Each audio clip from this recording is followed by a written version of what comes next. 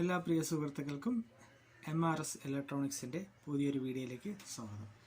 Godrej inverter split AC indoor unit ബോർഡാണിത്.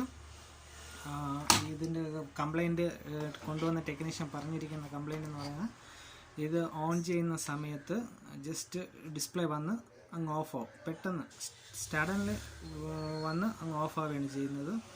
ഇതാണ് ഇതിൻ്റെ complaint പറഞ്ഞിരിക്കുന്നത്. അതുകൊണ്ട് നമുക്ക് വേറെ മറ്റ് ഇതിൻ്റെ അനുബന്ധിച്ചിട്ടുള്ള മോട്ടർ, ഫാൻ മോട്ടർ കാര്യങ്ങളൊന്നും കൊണ്ടുവന്നിട്ടില്ല. ഇതിലിപ്പോൾ 2 സെൻസർ കണക്ട് ചെയ്തിട്ടുണ്ട്. ഡിസ്പ്ലേ ഇതിനകത്ത് ഡിസ്പ്ലേ കണക്ഷൻ കൊടുത്തിട്ടുണ്ട്. ഓക്കെ, നമുക്കിനി ഇതിൽ സപ്ലൈ കൊടുക്കാം. സപ്ലൈ വരുന്നത് DJRL, അതായത് ഈ ഒരു കണക്ഷനാണ് ഇതിൻ്റെ ലൈൻ വരുന്നത്. ഇത് ന്യൂട്രലും, ഇവിടെ ന്യൂട്രലും ഇവിടെ ലൈൻ കൊടുക്കണം. നമ്മൾ ഒരു ടെർമിനൽ കണക്ഷൻ കൊടുത്തിട്ടുണ്ട്. ഇനി ഇത് നമുക്ക് ഇട്ടൊന്ന് ജസ്റ്റ് ഒന്ന് ഓൺ ചെയ്ത് നോക്കാം എന്താണ് അതിൻ്റെ കംപ്ലൈൻ്റ് എന്ന്. ഞാൻ പവർ കൊടുക്കുകയാണ്. പവർ സ്റ്റാർട്ട് ചെയ്യണം, ഇത്രയേ ഉള്ളൂ. ജസ്റ്റ് ലൈറ്റ് ഒന്ന് ഓണായി, LED ഒന്ന് ഓണായി അങ്ങ് ഓഫായിപ്പോയി. ഇതാണ് ഇതിൻ്റെ കംപ്ലൈൻറ്റ്. അപ്പോൾ അത് എവിടെയാണ് അതിൻ്റെ കംപ്ലൈൻറ്റ് എന്ന് അറിയണമെന്നുണ്ടെങ്കിൽ നമുക്ക് ആദ്യം അതിൻ്റെ പവർ സപ്ലൈ സെക്ഷനാണ് ചെക്ക് ചെയ്യേണ്ടത്. ഓക്കെ, ഇത് നിറച്ച് വാക്സ് കോട്ടഡ് ബോർഡാണ്. കാണുന്നുണ്ടോ? ഗ്ലോസി ഷൈനായിട്ട് കാണുന്നുണ്ടോ? ഇതെന്ന് പറയുന്നത് വാക്സ് കോട്ടഡ് ആണിത്. അപ്പോൾ നമ്മൾ ടെസ്റ്റ് ചെയ്യേണ്ട പോയിൻ്റുകൾ ആദ്യമേ ഒന്ന് സോൾഡർ ചെയ്ത് വെച്ച് കഴിഞ്ഞാൽ മാത്രമേ നമുക്ക് കറക്റ്റായിട്ട് ടെസ്റ്റ് ചെയ്ത് എടുക്കാൻ പറ്റുള്ളൂ. ഇത് റിലേക്ക് അടിച്ച് പെട്ടെന്ന് തന്നെ അങ്ങ് ഓഫായി പോകുന്നു. അപ്പോൾ ഈ ഒരു സൈഡ്, അത് നമ്മുടെ പവർ സപ്ലൈ സെക്ഷൻ, ഇതാണ് അതിൻ്റെ ഔട്ട്പുട്ട്. ഈ ഡയോഡ്, കപ്പാസിറ്റർ. ഇതിൽ എത്ര ഔട്ട്പുട്ട് ഉണ്ടെന്ന് വെച്ച് കഴിഞ്ഞാൽ ഒരൊറ്റ ഔട്ട്പുട്ടേ ഉള്ളൂ, ഒരൊറ്റ ഡയോഡ്, ഒരൊറ്റ ഔട്ട്പുട്ടേ ഉള്ളൂ. അപ്പോൾ ആ ഡയോഡിൻ്റെ ഈ കപ്പാസിറ്ററിൻ്റെ ഈ സൈഡ്, അതായത് ഇതാണ് നമുക്ക് ഈ ഒരു കപ്പാസിറ്ററിൽ എത്ര വോൾട്ടേജ് വരുന്നുണ്ടെന്ന് ചെക്ക് ചെയ്ത് നോക്കണം. അതിന് വേണ്ടിയിട്ട് നമുക്ക് ആദ്യം അവിടെ ഒന്ന് സോൾഡർ ചെയ്യണം. കാര്യം വാക്സ് കോട്ടഡാണ്, അതുകൊണ്ടിട്ടാണ് ഒന്ന് സോൾഡർ ചെയ്യണത്. അപ്പോഴേ നമുക്ക് കൃത്യമായിട്ടുള്ള റീഡിങ് എടുക്കാൻ പറ്റുള്ളൂ. ആ സോൾഡർ ചെയ്യുന്ന സമയത്ത് ആ വാക്സ് കോട്ട് അവിടെ നിന്ന് മാറും, കൃത്യമായിട്ടുള്ള റീഡിങ് എടുക്കാൻ പറ്റും. ഓക്കെ, ഞാൻ പവർ പ്ലഗ് ഇൻ ചെയ്തിട്ട്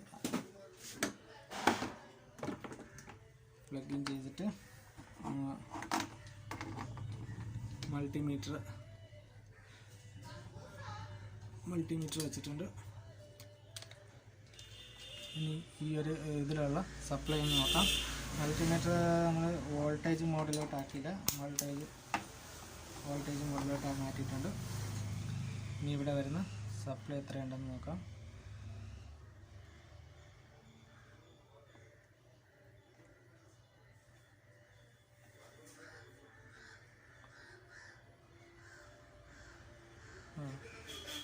അതായത്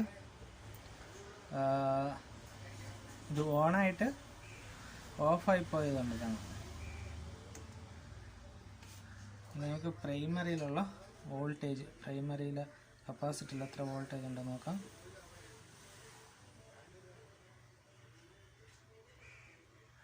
അത് 320 വോൾട്ടേജ് വരുന്നുണ്ട്.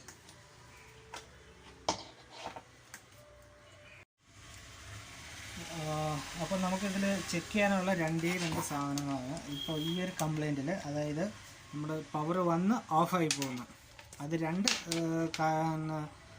കാര്യങ്ങളാണ് ഇന്ന് ചെക്ക് ചെയ്യാനുള്ളത്. 3 കാര്യങ്ങൾ. ഒന്ന്, ഈ ഔട്ട്പുട്ടിൽ എന്തെങ്കിലും ഷോർട്ടിങ്ങോ കാര്യങ്ങളോ ഉണ്ടോ എന്ന് ചെക്ക് ചെയ്യണം. അതേ കണക്ക് തന്നെ പ്രൈമറി സെക്ഷനിലും ഇവിടെ 2 സ്പ്ലിറ്റായിട്ട്, ഈ ഇവിടെ നിന്ന് ഇത് ചോപ്പറിൽ നിന്ന് പ്രൈമറി സെക്ഷനിലോട്ട് 2 സ്പ്ലിറ്റായിട്ട് 2 ഡയോഡ് ഇട്ട് 2 കണക്ഷൻ പോകുന്നുണ്ട്, 2 സപ്ലൈ പോകുന്നുണ്ട്. ആ സപ്ലൈയിലൂടെയും ഷോർട്ടിങ് ഉണ്ടോ എന്ന് നോക്കണം.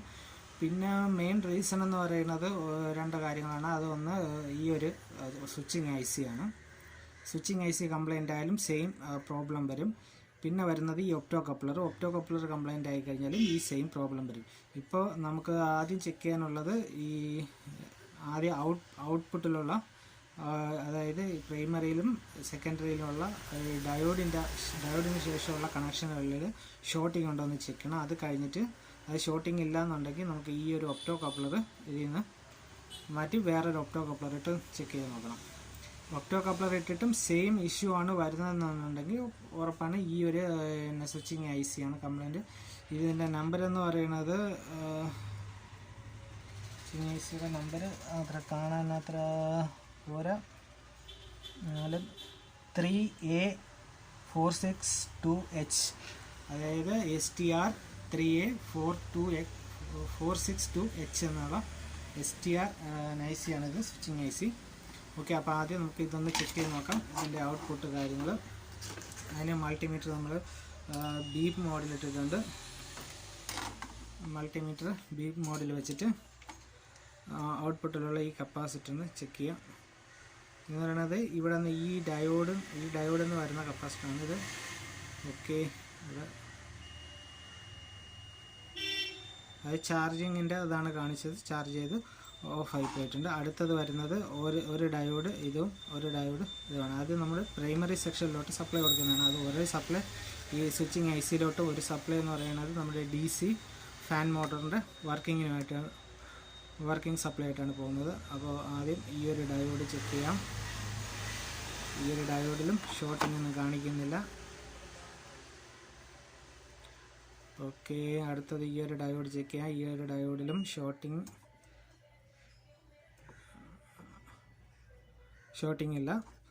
ഓക്കെ, അപ്പോൾ നമ്മുടെ ഔട്ട്പുട്ട് സെക്ഷനെല്ലാം ഓക്കെയാണ്. ഔട്ട്പുട്ട് സെക്ഷനിൽ ഷോർട്ടിംഗ് ഒന്നും ഇല്ലാതാണ് കാണിക്കുന്നത്. ഇനി ചെക്ക് ചെയ്യേണ്ടത് ഈ ഒരു ഒപ്റ്റോ കപ്ലർ മാറ്റുക എന്നുള്ളതാണ്. ഒപ്റ്റോ കപ്ലർ മാറ്റിയിട്ട് ഇതൊരു ഒപ്റ്റോ കപ്ലർ ഇട്ടിട്ട് ഒന്നുകൂടെ ഓൺ ചെയ്ത് നോക്കുക. പ്രധാനപ്പെട്ട റീസണുകളിൽ ഒന്നാണ് ഒപ്റ്റോ കപ്ലറും ഈ ഒരു കംപ്ലൈൻറ്റിൽ വരുന്നത്. ഒപ്റ്റോ കപ്ലറും മെയിൻ സ്വിച്ചിങ് ഐ സി. അപ്പോൾ ഇത് ഒപ്റ്റോ കപ്ലർ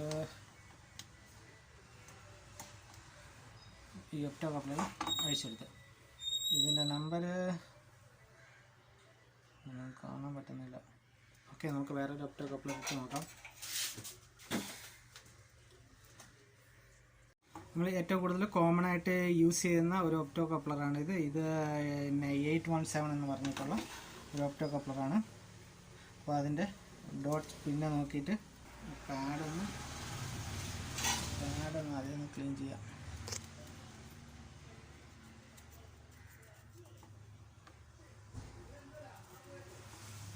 പാഡ് ക്ലീൻ ചെയ്ത്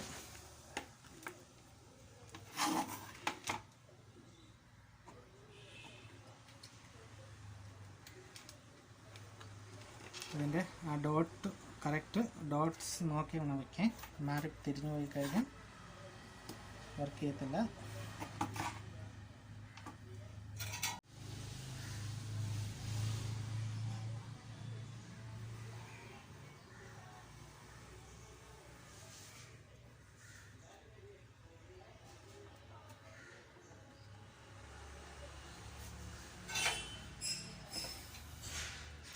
അപ്പോൾ ഒപ്റ്റോ കപ്ലർ ഇട്ടിട്ടുണ്ട്. ഒപ്റ്റോ കപ്ലർ ഇട്ടതിന് ശേഷം നമ്മളൊന്ന് ഓൺ ചെയ്ത് നോക്കണം.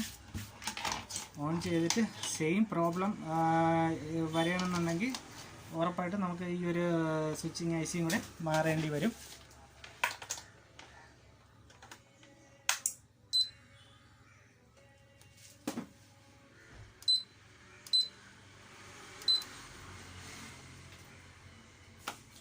ഓക്കെ, അപ്പോൾ ഒപ്റ്റോ കപ്ലറിൻ്റെ ആയിരുന്നു ആ പ്രശ്നം. ഇത് ഈ മെയിൻ പ്രശ്നം വരുന്നത് ഈ രണ്ട് കാര്യങ്ങളിലാണ്, ഈ ഒരു സിറ്റുവേഷനിൽ. അപ്പോൾ നമ്മൾ ആദ്യം ചെക്ക് ചെയ്യേണ്ടത് ഈ രണ്ട് കാര്യമാണ്, അതായത് നമ്മുടെ സ്വിച്ചിങ് ഐ സിയും ഒപ്റ്റോ കപ്ലറും. ഇതിപ്പോൾ ഒപ്റ്റോ കപ്ലർ മാറിയപ്പോൾ തന്നെ ഡിസ്പ്ലേ കറക്റ്റായിട്ട് വന്നു നിന്നിട്ടുണ്ട്.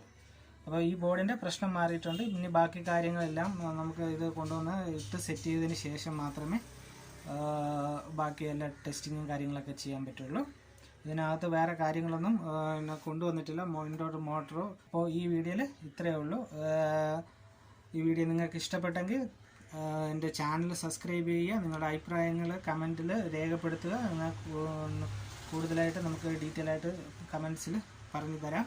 എൻ്റെ ഈ വീഡിയോ നിങ്ങൾക്ക് ഇഷ്ടപ്പെട്ടെങ്കിൽ എൻ്റെ ചാനൽ സബ്സ്ക്രൈബ് ചെയ്യുക, ലൈക്ക് ചെയ്യുക, ഷെയർ ചെയ്യുക. Thank you for watching my videos. By.